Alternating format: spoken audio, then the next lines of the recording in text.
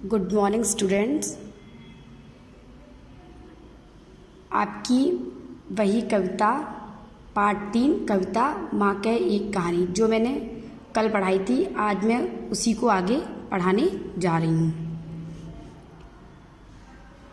कल मैंने ये बताया था कि सिद्धार्थ का बेटा राहुल है।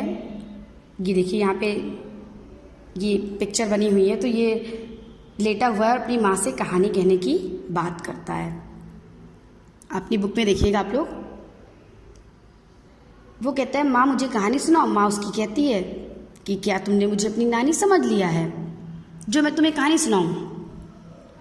लेकिन फिर भी राहुल जब जिद करता है कि माँ मुझे कोई कहानी सुनाओ ना, तो उसकी माँ उसके पिता के जीवन में घटित एक घटना को कहानी का रूप देकर के सुनाती है। इतना कहती है, कल बताया था मैंने कि एक बार तुम्हारे पिता सुबह सुबह बागीचे में टहल रहे थे, जहाँ पर मनमानी सुगंधित वायु बह रही थी। फूल खिले हुए थे, उनमें ओस की बूंदें पड़ी हुई थी। वो ओस की बूंदें सूर्य का प्रकाश पड़ने के कारण चमक रही थी। आगे राहुल कहता है कि हाँ माँ यही कहानी सुनाना। वो ये भी कहती है हवा चलने के कारण सरोवर का पानी लहरा रहा था। राहुल जब इस बात के लिए कहता है कि माँ मुझे यही कहानी सुननी, तो माँ उस कहानी को आगे बढ़ाते हुए कहती हैं, गाते थे खग कल कल स्वर में।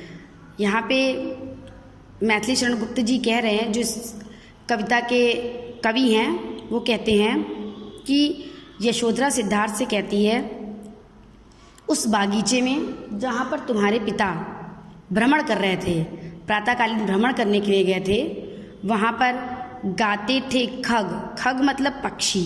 वहाँ पर जितने भी पक्षी थे वो कल कल स्वर में गा रहे थे, यानी पक्षी का कलरव वहाँ पे गूंज रहा था। पक्षियों की जो चहचहाहट थी, आवाज़ थी, वो चारों तरफ हो रही थी, पक्षियों की आवाज़ आ रही थी। अचानक सहसा, अचानक एक हंस ऊपर से। अचानक कहती हैं राहुल की माता कि उस बागीचे में अचानक से, जहाँ तुम्हारे पिता भ्रमण कर रहे थे, वहीं पर अचानक एक हंस ऊपर से आकर के गिरा बिद्ध होकर खर शर से। बिद्ध मतलब घायल होकर के, खर मतलब नुकीले, शर मतलब बाण से।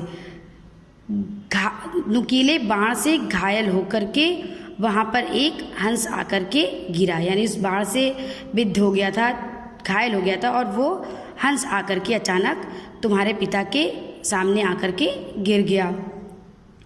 हुई पक्ष की हानि।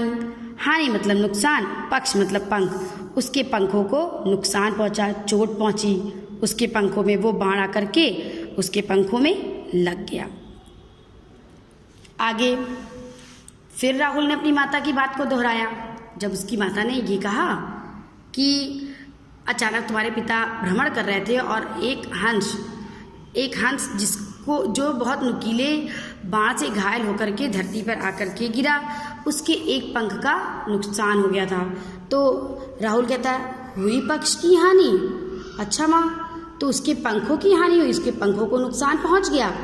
पर पंख, माँ करुणा भरी कहानी। ये तो माँ बहुत करुणा, बहुत दया से भरी कहानी है, दुख से भरी कहानी है ये तो।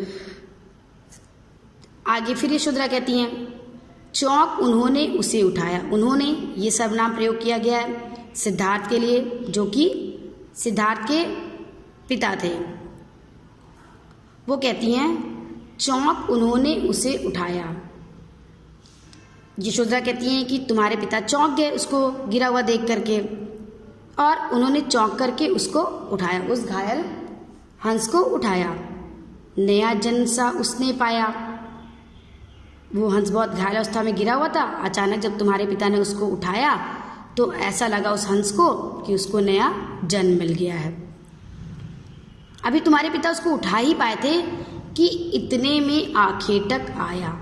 इतने में वहाँ पर शिकारी आ गया था, जिसने उस हंस को बाण से घायल किया था। बच्चों ध्यान दीजिएगा, सिद्धार्थ राहुल के पिता हैं। और राहुल के ही भाई सिद्धार्थ राहुल के पिता हैं और सिद्धार्थ के भाई देवदत्त ने ही उस हंस को घायल कर दिया था। यानी कि यहाँ पर बताया गया है कि माँ यशोधरा बेटे राहुल को देवदत्त द्वारा शिकार किए गए हंस को और सिद्धार्थ के द्वारा बचाए जाने की कहानी को सुना रही है कि जिसको देवदत्त ने शिकार किया जिस हंस का और उसी हंस को बचाया था सिद्धार्थ ने। तो इतनी ही देर में वहाँ पर कौन आ गया? इतनी देर में वहाँ पर आखेटक आया, शिकारी आ गया, लक्ष्य सिद्धि का मानी, जिसको अपने लक्ष्य का बहुत मानी मतलब घमंड, अभिमान था, जिसको बहुत घमंड था, अभिमान था इस बात का कि वो एक बार जिसको लक्ष्य करके निशाना साध करके जिसको मारता है उसको बाण लग ही जाता है। उस आखेटक को इस बात का घमंड था। राहुल ने कहा अच्छा माँ, उसको लक्ष्य का घमंड, लक्ष्य सिद्धि का मानी, वो आखेटक इस सब अभिमान में रहता था कि उसका लक्ष्य जो है हमेशा सिद्ध ही होता था, पूरा ही होता था। माँ ये तो बड़ी कोमल और कठिन कहानी है, क्योंकि हंस के पंख को चोट पहुंची, लेकिन जो आखेटक था वो उसको लेना चाह रहा था, खाना चाह रहा था, तो ये तो बड़ी कोमल और कठिन कहानी है। यशोधरा कहती है मांगा उसने आहत पक्षी। यशोधरा कहती हैं कि तब उस आखेटक ने, देवदत्त ने आहत घायल पक्षी को मांगा, सिद्धार्थ से मांगा, तुम्हारे पिता से मांगा। तेरे तात किंतु थे रक्षी, लेकिन हे बेटा उस शिकारी ने उस पक्षी को तुम्हारे पिता से मांगा, लेकिन तुम्हारे पिता रक्षा करने वाले थे, रक्षी थे, रक्षा करने वाले थे, उन्होंने उसको वो पक्षी नहीं दिया, हंस नहीं दिया। तब उसने जो था खग भक्षी, तब उसने वो शिकारी, वो आखेटक जो खग भक्षी पक्षियों को खाने वाला था, हट करने की ठानी, उसने ये जिद करने की ठान ली कि मैं ये पक्षी लेकर के ही रहूँगा, क्योंकि मैंने इसको मारा है, मेरा इस पर अधिकार है। हट करने की ठानी। फिर राहुल ने कहा अच्छा माँ, तब उसने फिर हट करने की ठान ली। अब तो कहानी बढ़ चली, अब तो कहानी आगे बढ़ी। इतना समझ में आ गया बच्चों? यशोधरा राहुल के जिद करने पर उसके पिता के जीवन में घटित एक घटना को कहानी का रूप देकर के सुनाती हैं, जिसमें वो बताती हैं कि उनके पिता के ही भाई, चचेरे भाई देवदत्त द्वारा एक हंस का शिकार किया गया था। सिद्धार्थ के पास पैरों में आकर के वो हंस गिरा, तो वो उसकी रक्षा करने के लिए आ गया है। अचानक से जो देवदत्त था, जो शिकारी था, वो आ गया और उसने उस हंस पर अपना अधिकार बताया और उस हंस को लेने की हट ठान ली कि मैंने इसका शिकार किया है, इस पर मेरा अधिकार है। ये देखिए, ये आपकी बुक में भी ये पिक्चर बनी हुई है ना, ये राहुल अपनी माँ से कह रहा है कहानी सुनने को। ये हंस गिरा है जिसके पंख पे बाण लगा हुआ है, नुकीला बाण है। अचानक से यहाँ सिद्धार्थ ने उठा रखा है इसको और देवदत्त आ गए हैं और उन्होंने